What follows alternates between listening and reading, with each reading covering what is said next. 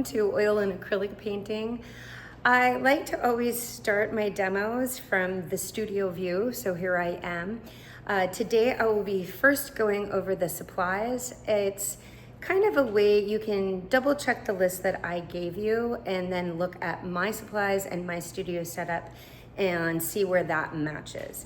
I will be honest, sometimes I swap out colors, add an extra palette knife, because I do teach right here from my studio in downtown Los Angeles, and I am very authentic and organic about how I do my work, and I always share that with you. So I say with everything, with my exercises or my assignments, I give you a structure. It's okay to go off on your own tangent if you'd like.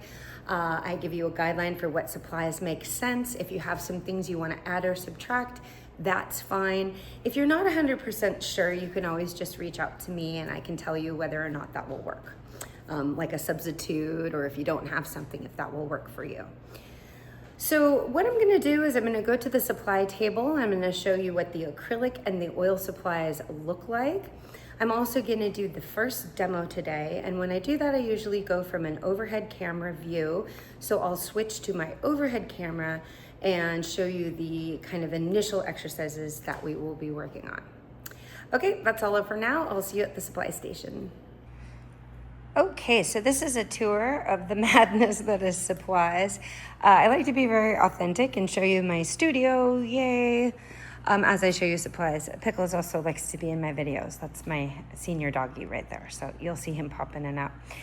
For example, on the wall right here, those canvases haven't been touched yet. You'll probably see throughout the semester, I'll use some of my demo instruction on these, especially when it comes to grounding them. But I hang my canvases on the wall to paint. I have stacked an easel right here just so you could see what a table easel looks like, but that's not something that I generally use unless I'm doing smaller work. So just to kind of give you some authenticity here, this is how I hang my work to paint. When I am giving you a demo, for the most part, unless it's something larger that I need to show you there, I will be at this overhead camera angle, and I usually attach a small canvas here, a small panel, or tape paper to this board if it's a study on paper.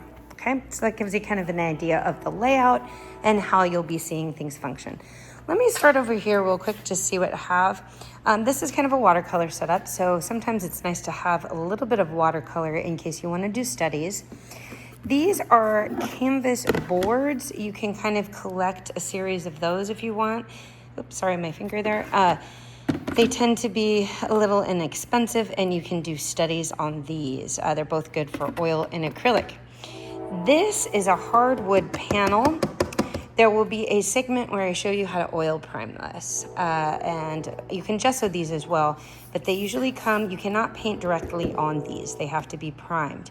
They tend to be on the more expensive side, but it's a beautiful surface. You can see it's quite smooth. So I do have this out because there will be a segment where I do go over that this semester. These are small little sketchbooks that hold watercolor, ink, pencil. They are Arteza brand.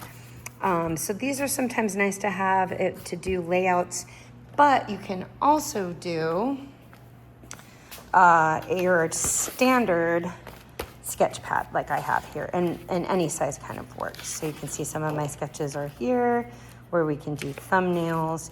This is just your standard sketch paper, okay? Again, fine-tooth surface. Try not to get my finger in there. 50 pounds. This is 11 by 14. You can always go smaller than that. I also keep tracing paper. Sometimes it's nice to trace segments of drawings or studies onto the canvas so we don't have to do it over and over. When you get tracing paper, you also want to get the transfer paper. I get the standard old school one, Serral. I order it online, and again, the blue goes against the surface, and this is what sticks up towards you. If I use it, I will demo that for you. Okay, many of you have used that before. It's just your kind of standard tracing paper setup. I talk a lot about color, so you're really going to want to have a color wheel in your studio. And a lot of times I bring this out and go over what that means, okay? And the other thing is I grab color charts. This is actually for Nova Color. So any paint that I buy, I grab the chart from the store. And what this does is help you understand, and many know that I like to talk about this, what is warm and cool. So cool yellow, warm yellow, okay? Warm red, cool red, warmer blue, cooler blue. And this is important because that helps you decide what you want to substitute. If you don't have exactly the paint you want at the store or you want to experiment, if you understand what is warm and cool, you know, for example, if you commonly use ultramarine, but notice that phthalo can be as cool as ultramarine, you might swap it out for a couple paintings. If you know that you like cerulean for your warmer blues, let me get closer there, but look how much brighter a phthalo turquoise is on the chart, okay? So I do recommend grabbing these, especially for the paint that you're using. It can solve a lot of the mystery behind the colors that you use. I'm gonna show you how to prep paper. I always recommend getting Bristol for this. So I gesso paper and then I tape it down, and you can use this as a surface. Again, it can be smaller than this, but it's really a neat surface for painting and can hold both oil and acrylic. I highly recommend just getting smooth Bristol. You can get watercolor paper as well, but it's kind of a waste of the surface of the watercolor paper. Like, it has a nice texture, and if you just cover it in gesso, it kind of ruins it a little bit. But printmaking paper can work sometimes. Okay, the ruler, any kind of ruler will do. I tend to grab ones that are T-squares so you can have good angles, but these not necessarily just for just a second. Let me take a break real quick. So yes, a straight edge can help you with lines. We're not going to be doing a ton of charts, but you can also just use your standard ruler. I just happen to have a lot of T-squares, so I use that. Paper towel tower, I use Viva paper towel. I use a yogurt tin and just some rags. So you can see I sometimes do mixed media, so I keep my scrap paper around. For painting, I have just a series of brushes, little brushes. These are oil and acrylic brushes, those catalyst ones. Sometimes I just like these kind of kitchen utensils, a spatula. I sometimes use rollers. So these are those spongy ones, and then I keep the handle that I can attach or I can stick through here. These are great for acrylic oil. It gets really gunked up, but for acrylic, you can really clean them out. I recommend those over your standard roller because they're just squeezy and easy to clean, okay? And I get those at the hardware store, to be honest. So again, a range of brushes. We have flats, we have rounds, filberts, things like that, and I just put them in bins. Some are older, some are newer.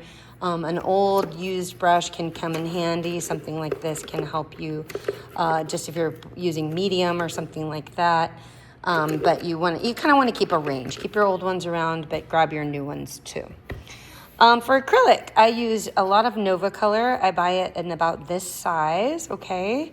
And you can use golden is a good one too, but I buy it in about that size, and then I either put in tinier squirt bottles or just paint from here, when I need to use that.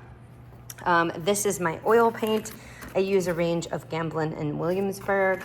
I also like to have sandpaper around. Again, every time I paint, I will tell you what the palette is, and I'll be painting, sometimes demoing in oils and sometimes demoing in acrylics. So I'll switch it up. I like to have my charcoal and pastels kind of handy. These can either go onto the canvas or be used for my thumbnail sketching, okay? Over here, now let's look at some mediums. I have matte medium. I have a jar. I use a metal or glass jar for my painting medium, solvents and things. Wax medium, this is for oil painting.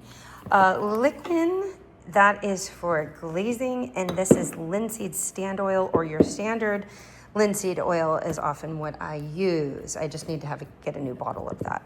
And then this solvent-free gel really comes in handy. This can be used as a medium, and it also kind of cleans your brushes.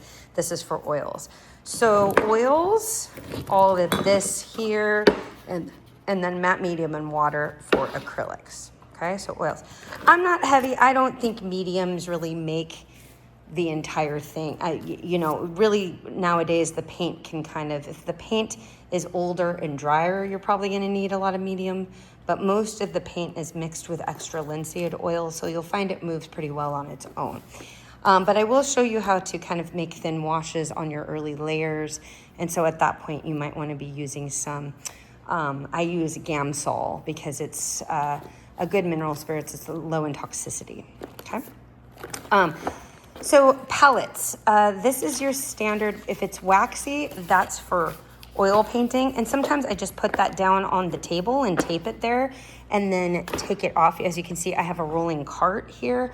So I have this one, and there's one way back there. That's another rolling cart that I keep my supplies on. For acrylic, I really recommend the Stay Wet acrylic palette. You get the Masterson thing to house it, and then there's a sponge. You wet that. You can see mine are very used. You put the paper on top, and it helps the acrylic stay wet for longer when you're painting. And that one, you do kind of want to keep in the plastic here and kind of keep it contained. But for the oils, you can kind of lay them out and tape them down and then throw them away. I do a bit both. I use glass, but sometimes this is just a little easier to lay out and throw away. So that's really up to you. Okay, that is kind of madness, but you can see that this is what you might want to have at any given time, or this is just all the things that you could maybe grab. When I do get ready to, again, demo for you, I take everything over here and I show you the surface that I'm using and then the palette and the subject and go from there. Okay. So I have 2 sheets of white paper here. That is Bristol paper. I have gesso that's on the left, and then some gray acrylic paint, 2 tones. I just get a regular brush and water. And now I'm mixing the color into the gesso to give it kind of a middle toned ground. This won't work with just plain acrylic paint. That's not going to seal the paper properly. The gesso is going to seal it and also allow it not to buckle. Once the paper is gessoed, you can also use oil or acrylic on top because it does seal the surface. So just a smooth layer, not too precious about it. The brush is pretty good. I use a light touch and a little bit of water if necessary. You can see the original white, and then you can see the color of that gray. So that's a pretty good mid-tone that I can work with here.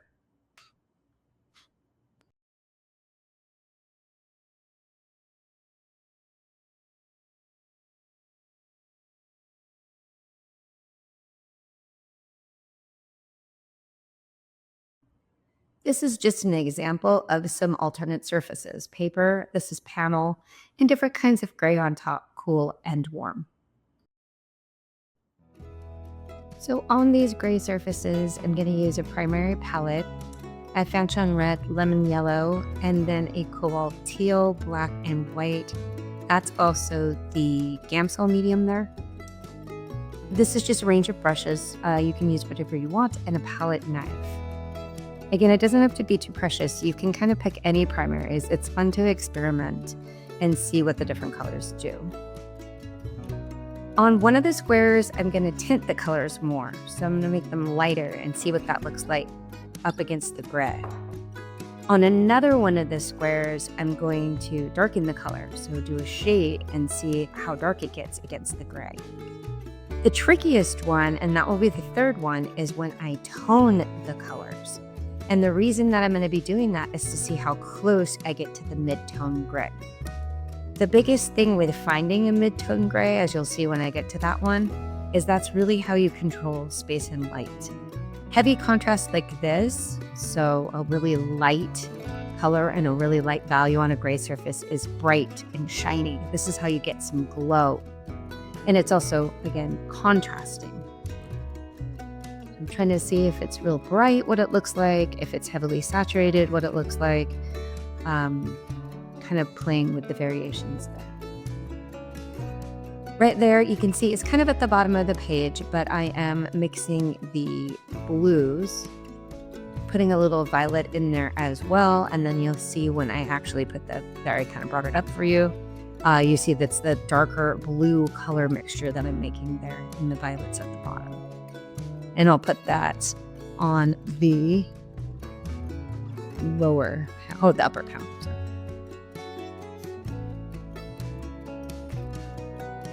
Again, this is high contrast. You would get a sharp edge here. So using a very dark value against the mid-tone gray, you can really clearly see the edges. You see on the light end, the edges fade a tiny bit because it is so light, and the mid-tone gray is kind of on the lighter side. So it's a little more blurry, dissolves somewhat. Here comes that mid-tone gray, that tone, and we're gonna see out of the ones that I pick, which ones are close to the ground and which ones feel like they contrast. The more that I can get the color to blend it to the ground, the better.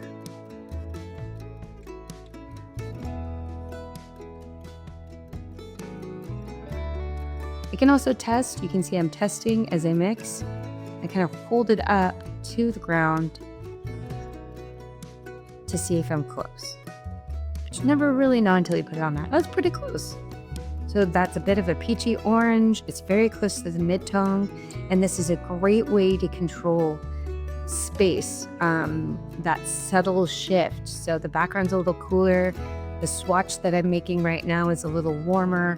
They're not far not far apart in value. Now that one got kind of bright, so you would really see the contrast there. And if you were painting an object, you would really see the edges. Okay? But the ones on the other three, they're very subtle and they're kind of diffused. So you could really get that ambient light and space by keeping the color and the value closer. Last one I'm trying is kind of a gray blue, and we'll see how that works.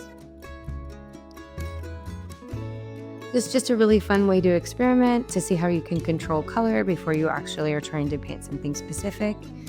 So play around, get some gray ground. That blue looks pretty good. It dissolves in pretty closely. So that's kind of a win. I've got some winners there. Okay, enjoy this exercise. So now we're going to move on to object study. I like to say that more than still life because still life seems to imply a kind of a classic look to something. We're thinking about directional light, value, kind of these more chiaroscuro techniques is kind of how we relate to still life quite often. I like to say object because you can use a non-traditional setup if you want. You can use a single object, and often using a single object in flat light or room light will give you such a different interaction than technically using lamp light. When you put a lamp light on a still life, it kind of is a give me in the sense that you can rely on values to create form rather than really understanding how color interacts. It's quite interesting when you see two colors that are the same value. One will push forward and one will push backwards based on either saturation or even temperature, okay? So I like to keep it kind of muted and subtle and really, really study those simple relationships rather than worry about these elaborate still life setups.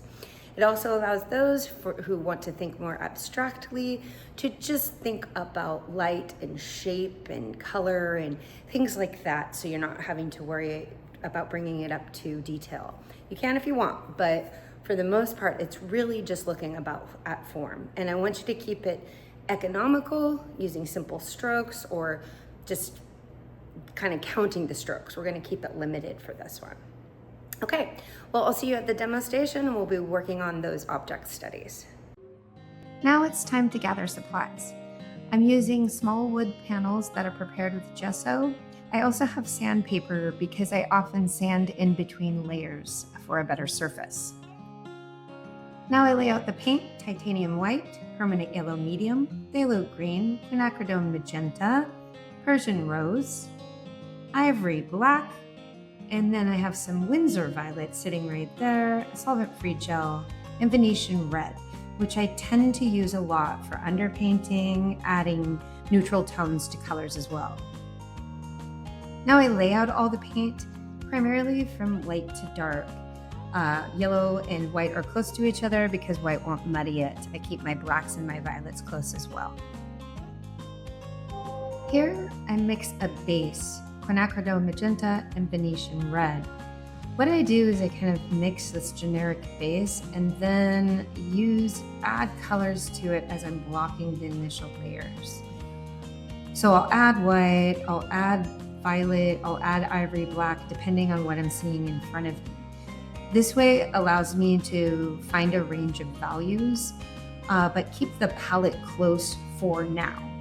Once I start to add contrast, it will probably be in the green range. But again, for now, I want to keep the colors close. I'm not too worried about what I'm seeing in front of me. So going back to the still life over here, so you can see kind of a dark, weird gray there. In this time lapse, I slowed it down a bit so you can see me first map out through drawing, just a little bit of paint on the brush, and that was the base that you saw me mix. Again, same base is going to the top half of the vase. I'm going to put the darker lower half there, but not as dark and localized color-wise as I actually see it. So basically, it's just the base that I mixed with the quinacridone magenta and the Venetian red, and then adding a little bit of black. Now I go straight to the background so that I can make sure that I'm getting the color contrast okay. So a little bit of green in that so that I can give it some color contrast, let that red feel a little more vibrant, but everything's grayed down a bit. But the main thing is the values. I want the value to be light in the back so the vase feels darker in the front. Now I put a pop of color there. That's actually with the Persian rose and a little quinacridone, so it's brighter. The yellow is really bright too. I want everything else to be really muted so that the flowers really, really pop, even though I don't have lamp light. That is the first pass of this painting.